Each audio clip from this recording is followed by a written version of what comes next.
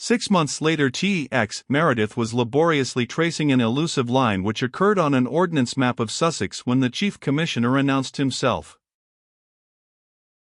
Sir George described T.X. as the most wholesome corrective a public official could have, and never missed an opportunity of meeting his subordinate, as he said, for this reason. "What are you doing there?" he growled.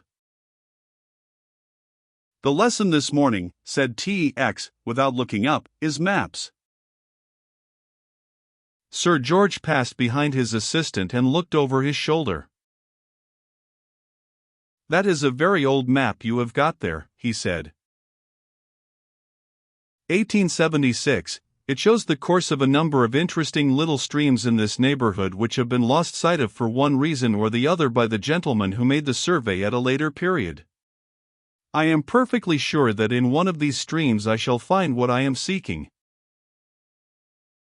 You haven't given up hope, then, in regard to Lexman? I shall never give up hope, said T.X., until I am dead, and possibly not then. Let me see, what did he get? 15 years. 15 years, repeated T.X., and a very fortunate man to escape with his life. Sir George walked to the window and stared out onto busy Whitehall. I am told you are quite friendly with Kara again. T.X. made a noise which might be taken to indicate his assent to the statement.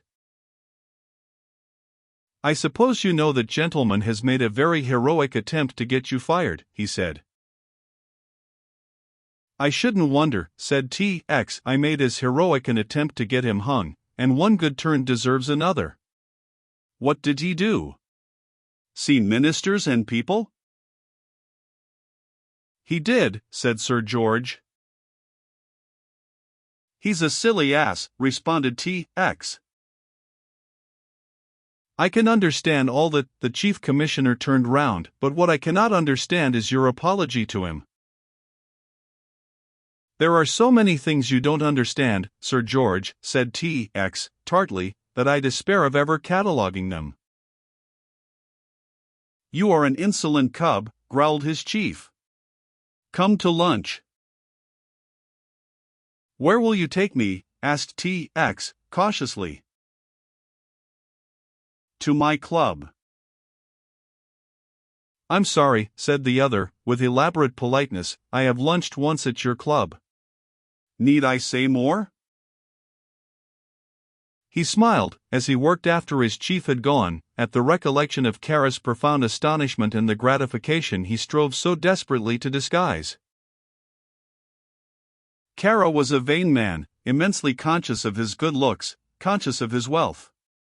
He had behaved most handsomely, for not only had he accepted the apology, but he left nothing undone to show his desire to create a good impression upon the man who had so grossly insulted him.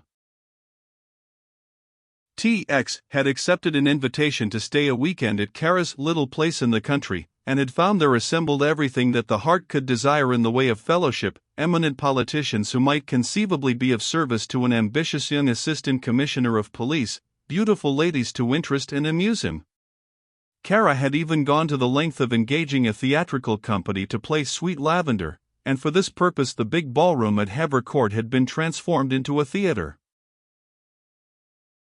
As he was undressing for bed that night, T.X. remembered that he had mentioned to Kara that Sweet Lavender was his favorite play, and he realized that the entertainment was got up especially for his benefit. In a score of other ways Kara had endeavored to consolidate the friendship. He gave the young commissioner advice about a railway company which was operating in Asia Minor, and the shares of which stood a little below par.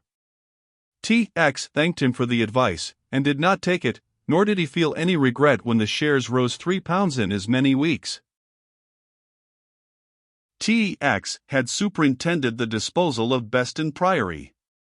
He had the furniture removed to London, and had taken a flat for Grace Lexman. She had a small income of her own, and this, added to the large royalties which came to her, as she was bitterly conscious, in increasing volume as the result of the publicity of the trial, placed her beyond fear of want. 15 years, murmured T.X., as he worked and whistled. There had been no hope for John Lexman from the start. He was in debt to the man he killed. His story of threatening letters was not substantiated. The revolver which he said had been flourished at him had never been found. Two people believed implicitly in the story, and a sympathetic Home Secretary had assured T.X. personally that if he could find the revolver and associate it with the murder beyond any doubt, John Lexman would be pardoned. Every stream in the neighborhood had been dragged.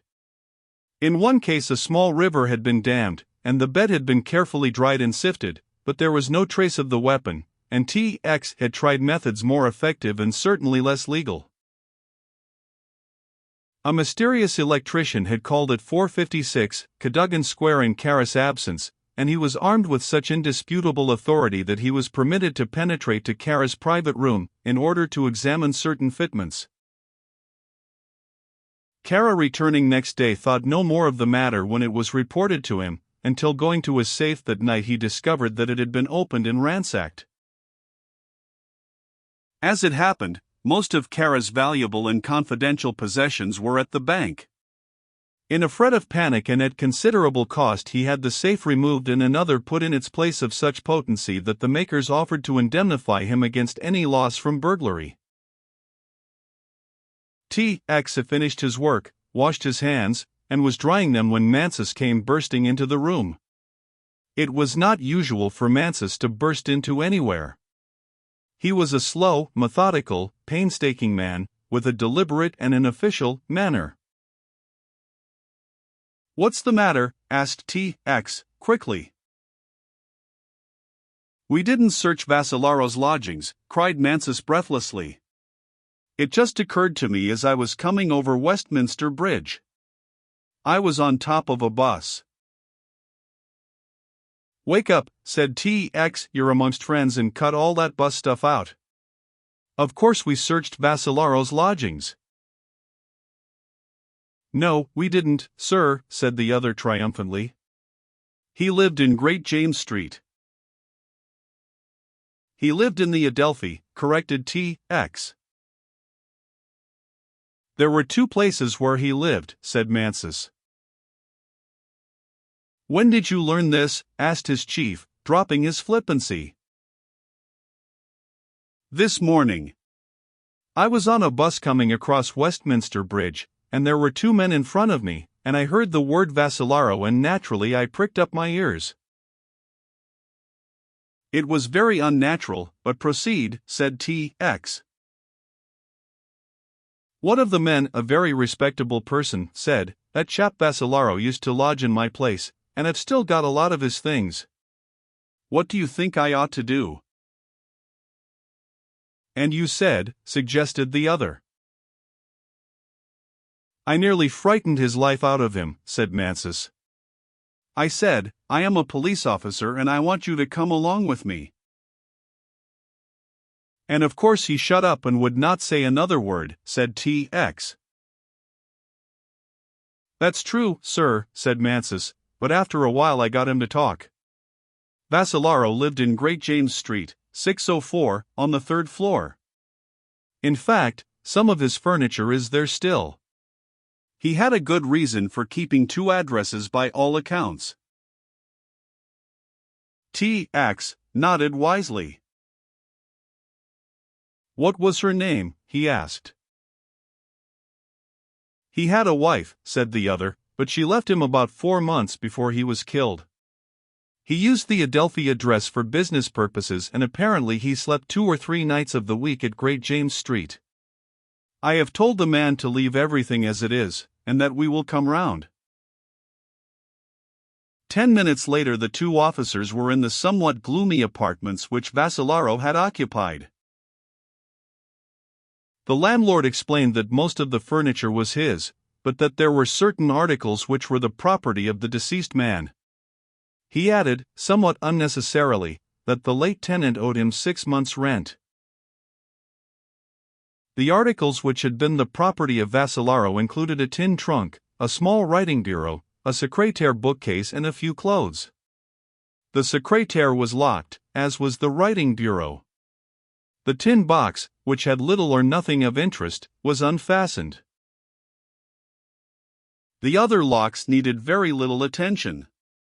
Without any difficulty Mansus opened both.